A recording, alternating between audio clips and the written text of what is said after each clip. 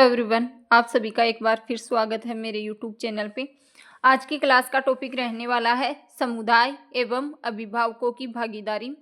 Same जैसे पिछली classes हैं उसी प्रकार जो है इस क्लास का पैटर्न रहने वाला है।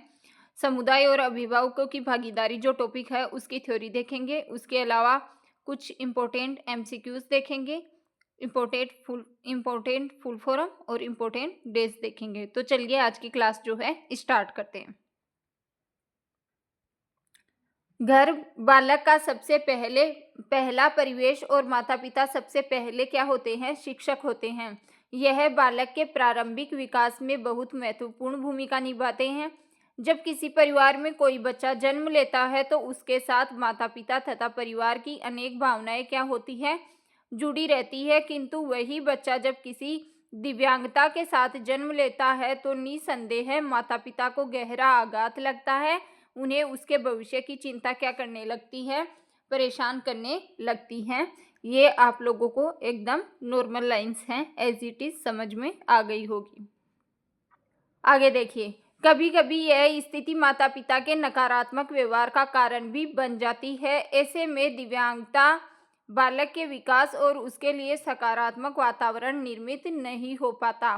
परिवार द्वारा दिव्यांग बालक को स्वीकार करने की घटनाएं भी देखी जाती हैं। अस्वीकार करने की घटनाएं भी जो है कई बार देखी जाती हैं। क्या होता है, कई घरों में जैसे दिव्यांग बालक यदि किसी डिसेबिलिटी से ग्रसित बच्चा जो है जन्म लेता है तो माता पिता का व्यवहार कई बार बच्चे के प्रति जो है अच्छा नहीं रहता। उस बच्चे के प्रति जो है माता पिता में नकारात्मकता होती है, तो वो उसको एक पॉजिटिव जो सकारात्मक वातावरण उसको प्रोवाइड करवाना चाहिए बच्चे को, वो नहीं करवा पाते। तो हम देखने वाले हैं क्या भूमिका जो है माता पिता की रह सकती है और समुदाय की है क्या भूमिका रह सकती है। एक बात और बता दूं मैं आप लोगों को, मैंने तो ऐसे नोट्स बनाए हैं तो इस प्रकार मैंने बहुत जगह जो है विकलांग शब्द का यूज़ किया है। इसमें कोई बुराई है नहीं, लेकिन बुराई अभी है। क्यों है? क्योंकि सरकार ने जो है बोला था थोड़े टाइम पहले, तो उन्होंने बोला था कि विकलांगता शब्द का प्रयोग जो है नहीं किया जाएगा। मैंने पहले भी एक दो क्लास में आप लोगों को बताया होगा, लेकिन सिलेबस में जो है ज़्यादातर सरकार ने खुद जो है विकलांग शब्द का प्रयोग किया है, इसलिए हो गया। लेकिन यदि आप लोगों को थ्योरी क्वेश्चन में कोई भी क्वेश्चन आए उसका आंसर देना है तो आपको ज़्यादा से ज़्यादा क्या वर्ड यूज़ करना है? विकलांगता की जगह आप लोगों को करना है दिव्यांग या दिव्यांगता, क्योंकि ये एक पॉजिटिव वर्ड है। आप ये वर्ड यूज़ करेंगे तो आप लोगों को हो सकता है जो एग्जामिनर है उस पर पॉजिटिव इम्पेक्ट जो है आप लोगों को देखने के मिले। ठीक है, तो आप लोग जो है दिव्यांग वर्ड ही यूज़ करना है इसकी जगह। आगे देखिए, उचित परामर्श और मार्गदर्शन से दिव्यांग बालक का सर्वांगीण विकास सुनिश्चित किया जा सकता है। इस परिवार तथा माता पिता एवं समुदाय के योगदान की क्या रहती है? इसमें आवश्यकता रहती है। अभी हम बात करेंगे अभिभावकों की भूमिका क्या होती है। दिव्यांग बच्चों को सबसे पहले उनकी विकलांगता के साथ क्या करना चाहिए? स्वीकार करना चाहिए। नंबर 1 पॉइंट, घर के अंदर वातावरण में बालक पूर्णतः सुरक्षित है, यह भावना बालक में माता पिता ही क्या कर सकते हैं? उत्पन्न कर सकते हैं। पहला पॉइंट हमने क्या देखा? मैं आप लोगों को ज़्यादा से ज़्यादा कोशिश करूंगी कि यही याद हो जाए। पहला पॉइंट है कि दिव्यांगता को बालक की स्वीकार करें माता पिता। दूसरा है उसको सुरक्षित महसूस करवाएं, सेफ फील करवाएं बच्चे को, जो है दिव्यांग बच्चे को, और उसकी दिव्यांगता के प्रति नकारात्मक दृष्टिकोण जो है दूर करने में परिवार की महत्वपूर्ण भूमिका निभाता है। पहला है बच्चे की दिव्यांगता को स्वीकार करें। दूसरा है घर के वातावरण जो है पॉजिटिव और सेफ बच्चे को फील कराएं। थर्ड है नकारात्मकता को दूर रखें विकलांग बालक। तीसरा है नकारात्मक दृष्टिकोण दूर करना। अगला है दिव्यांग बालक को परिवार की ओर से भावनात्मक सहयोग है बच्चे को मिलना चाहिए। दिव्यांगता से संबंधित जो भी भ्रांतियां हैं उन्हें विशेषज्ञों की सहायता से दूर करना चाहिए। घर में बालक को सम्मान अधिकार देना चाहिए। ऐसा नहीं कि यदि आपका एक बच्चा जो है नॉर्मल चाइल्ड है और एक जो है स्पेशल चाइल्ड है, तो आप दोनों में भेदभाव करना स्टार्ट कर दो। ऐसा नहीं होना चाहिए बिल्कुल भी, दोनों को जो है समान अधिकार जो है मिलना चाहिए। जीवन की कुशलताएं सीखने में माता पिता क्या होते हैं, पथ प्रदर्शक जो है हो सकते हैं। बालक को जहां तक संभव हो सके अनुभव प्रदान करना चाहिए। ये सभी पॉइंट्स क्या है, अभिभावकों की भूमिका है दिव्यांग बालकों के क्षेत्र में। आगे देखिए, यह अनुभव उसके दैनिक जीवन से लेकर घर के बाहर उपस्थित होने वाले परिस्थितियों से संबंधित होना चाहिए। दिव्यांग बालकों को अभिभावक के द्वारा अपने जीवन में आत्मनिर्भर बनने के लिए क्या देनी चाहिए, प्रेरणा देनी चाहिए। विद्यालय तथा सामाजिक जीवन में सफलता प्राप्त करने के लिए बालक की योग्यताओं को सदैव जो है प्रेरित करना चाहिए। बालक को जीवन के सभी पक्षों से क्या कराना चाहिए, अवगत कराना भी अभिभावकों की जिम्मेदारी है। अभिभावकों को अच्छी बुरी बातों में क्या है अंतर करना बताना चाहिए बालक को, ये भी उनका दायित्व है। ये हमने देखे एक स्पेशल चाइल्ड के लिए जो है, विशेष बालक के लिए अभिभावकों की जो है भूमिका हमने यहाँ पे देख ली है। आगे हम बात करने वाले हैं समुदाय की विशेष आवश्यकता होती है, समुदाय की क्या जो भूमिका रहेगी वो देखेंगे हम। माता पिता द्वारा बच्चों को स्वीकार करना चाहिए। अभिभावक अपने दिव्यांग बच्चों के साथ सामान्य बच्चों की तरह ही व्यवहार करना चाहिए। ऐसा न करने पर बच्चों में क्या आ जाती है, हीन भावना, अपने प्रति जो है नकारात्मक सोच बालक विकसित करने लगता है। निःशक्त बच्चा यदि अच्छा कार्य करता है तो उसे शाबाशी देने का जो है हक बनता है। खेलकूद के प्रति उसकी रुचि उत्पन्न करनी चाहिए। बच्चों को समान अधिकार मिलना चाहिए। बच्चों में आत्मनिर्भर बनने के लिए प्रेरणा आवश्यक है। दिव्यांगता से संबंधित जो भी कमियां हैं उन्हें चिकित्सा द्वारा दूर करना चाहिए। बच्चों को शिक्षा प्रदान करने की व्यवस्था और उसे सदैव क्या करना चाहिए, प्रोत्साहित करना चाहिए। आप लोग एक बार रीडिंग लगा लोगे तो ये सभी पॉइंट्स आप आसानी से लिख सकते हैं। नेगेटिव पॉइंट आप लोगों को कोई भी नहीं लिखना है, पॉजिटिव पॉइंट्स आप लोगों को जितने हो सके बनाने हैं, ठीक है। तो आप राइट आंसर जो है लिख पाओगे।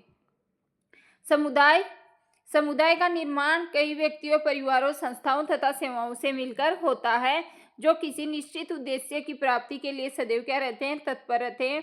विकलांग बालक भी समाज का ही सदस्य है। समाज में अनेक ऐसे घटक होते हैं जो दिव्यांग बच्चों की पहचान, हस्तक्षेप और पुनर्वास में क्या करते हैं, सहायता करते हैं। जैसे विशेष विद्यालय, सरकारी और गैर सरकारी संस्थाएं, ये सभी। आगे हम बात करेंगे दिव्यांग बालकों के विकास में जो है समुदाय की भूमिका और योगदान की। दिव्यांग बालक व उसके परिवार को आवश्यक व भावनात्मक सहयोग प्रदान किया जाना चाहिए। दिव्यांग बालक हेतु शिक्षण प्रशिक्षण कार्यक्रम करने में सहयोग देना। दिव्यांगजनों हेतु समाज में रोजगार के अवसरों का सृजन करना। विकलांगता से संबंधित उपकरण वितरण शिविरों का आयोजन करना। विकलांगता पहचान और जागरूकता अभियान में भागीदारी निभाना। आप लोगों को यदि कोई भी पॉइंट है जिसमें डाउट है, कुछ समझ में नहीं आ रहा है, तो आप लोग जो है कमेंट करके बता देना, मैं आप लोगों को बता दूंगी, ठीक है। अगला है विशेष तथा समेकित विद्यालयों की स्थापना करना और उनमें दिव्यांग बालकों को जो है प्रवेश दिलाना।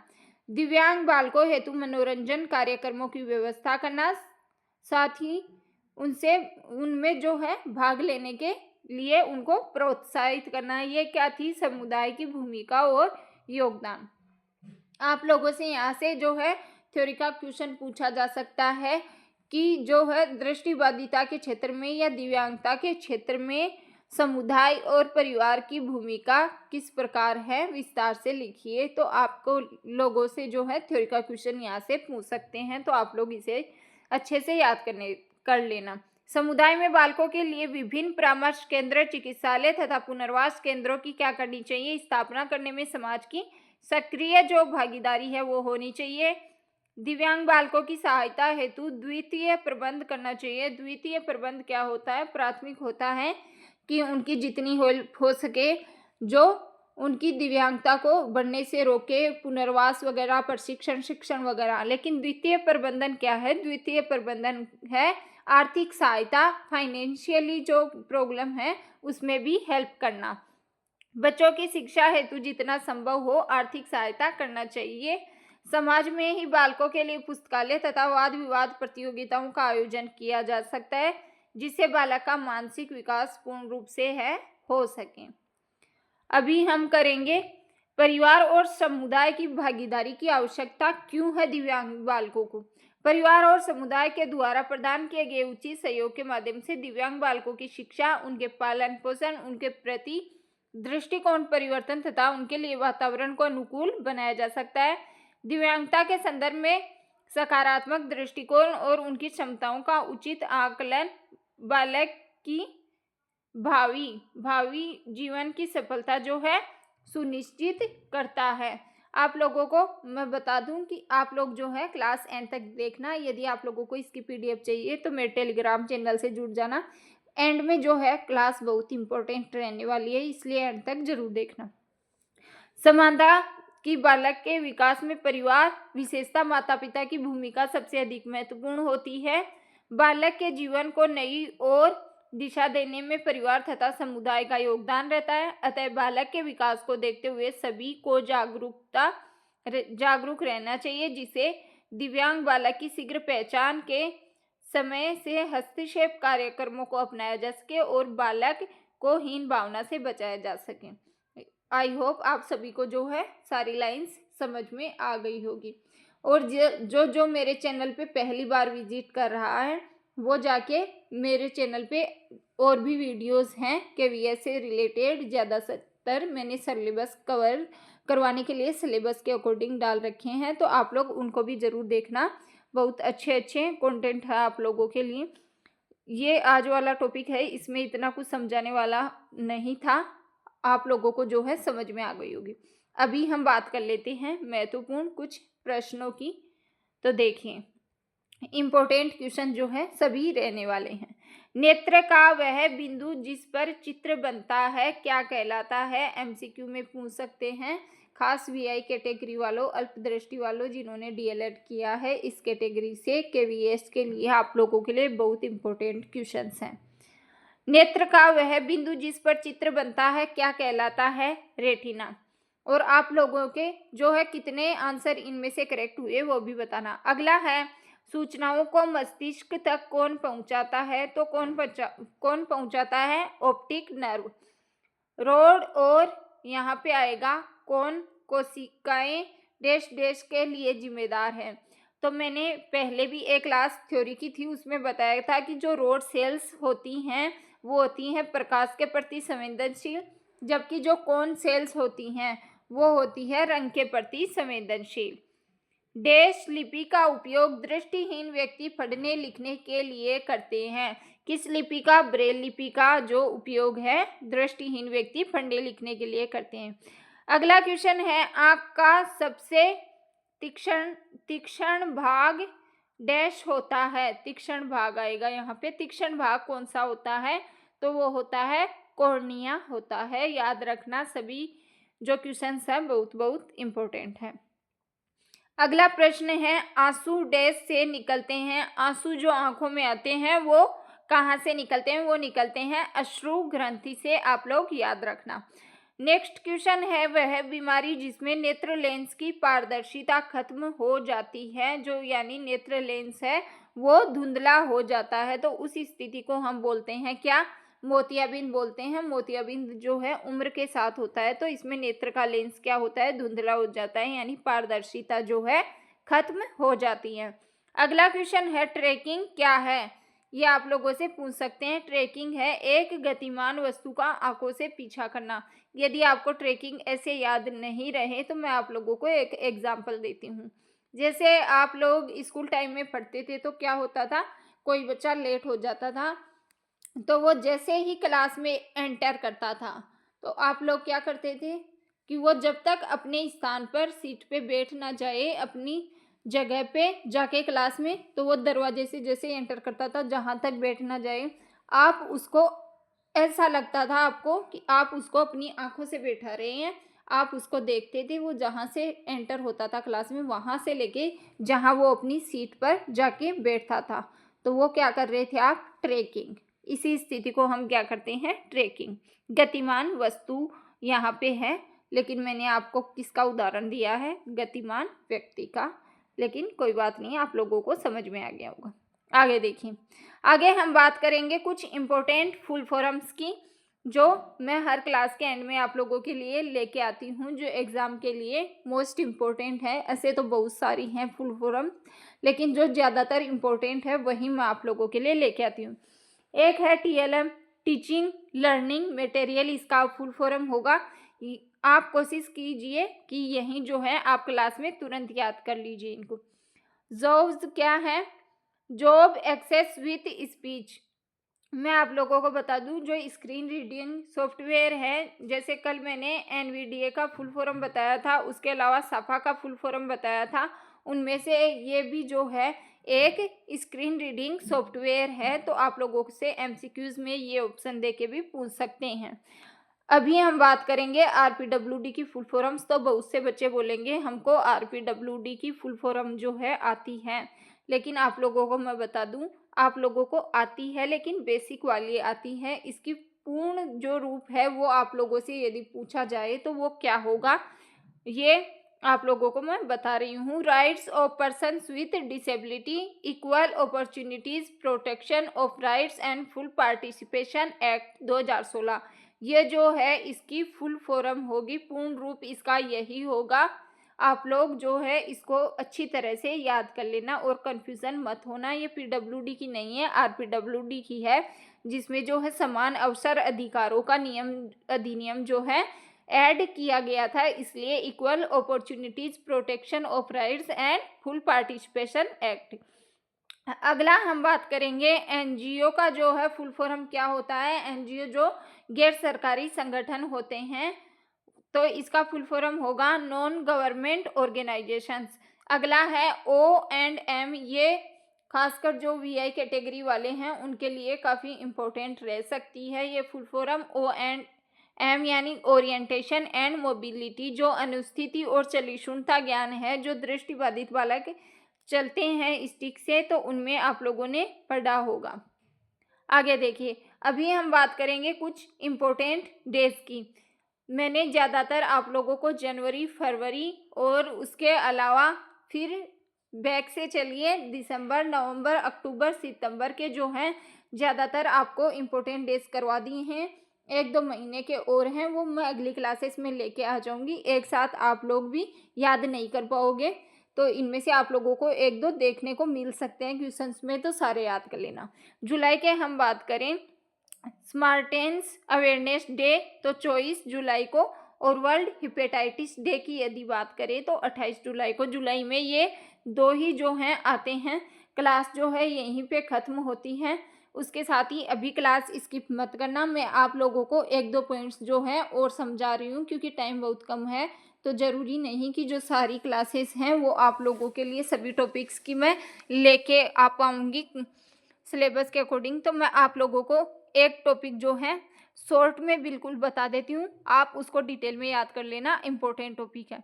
एक टॉपिक आपके सिलेबस में दे रखा है दूरस्थ शिक्षा, और उसके साथ ही दे रखा है समावेशी शिक्षा, और उसके साथ में जो है विशेष शिक्षा। तो ये क्या है अलग अलग, तो मैं आप लोगों को बता दूं। विशेष शिक्षा आप सभी को पता है, विशेष विद्यालयों में जो स्पेशल चाइल्ड को दी जाती है, स्पेशल विद्यालयों में, उसे कहते हैं विशेष शिक्षा। इस पे यदि आप लोगों से डिटेल पूछे तो आई होप आप सभी जो है अच्छे से लिख दोगे। दूरस्थ शिक्षा की बात करें तो दूरस्थ शिक्षा क्या है, अभी जो आप मेरे से पढ़ रहे हो वो है दूरस्थ शिक्षा। आप अपने घर पे बैठ के जो प्लेटफॉर्म, ऑनलाइन प्लेटफॉर्म्स के माध्यम से जो आप शिक्षा ग्रहण करते हो, वो क्या है, दूरस्थ शिक्षा, घर पे पढ़ के। समावेशी शिक्षा यदि आप लोगों से पूछे तो समावेशी शिक्षा क्या है। समावेशी शिक्षा मैंने आप लोगों को पहले भी बताया था कि जहाँ पे नॉर्मल बच्चे को, जो नॉर्मल चाइल्ड है उसको, और जो स्पेशल चाइल्ड है उसको, यानी विशेष बालक को और जो साधारण बालक है, दोनों को एक जगह जहाँ पे शिक्षा दी जाती है और दोनों से संबंधित सामग्री जहाँ पे उपलब्ध होती है, उसे क्या कहते हैं, समावेशी शिक्षा हम कहते हैं। नॉर्मल एजुकेशन आप लोगों को पता ही है, जो नॉर्मल विद्यालयों में दी जाती है, ये टॉपिक आपके हैं। तो इसको मैंने बेसिक आप लोगों को इसलिए बताया है इनका, कि आप लोग जो है डिटेल में यदि आप लोगों को लिखना हो तो लिख दो आप लोग, और मैं कोशिश करूँगी कि इसकी पीडीएफ जो है, जो दूरस्थ शिक्षा वालों की, तो इसकी भी आप लोगों को टेलीग्राम चैनल पे उपलब्ध करवा दूं। आई होप आप सभी को क्लास पसंद आई होगी। चैनल को ज़्यादा से ज़्यादा लाइक शेयर सब्सक्राइब ज़रूर करें। इतनी मेहनत के लिए आप लोगों का सपोर्ट तो बनता है। तो मिलते हैं नेक्स्ट क्लास में। धन्यवाद आप सभी का। और इसकी पीडीएफ टेलीग्राम चैनल पे मिल जाएगी।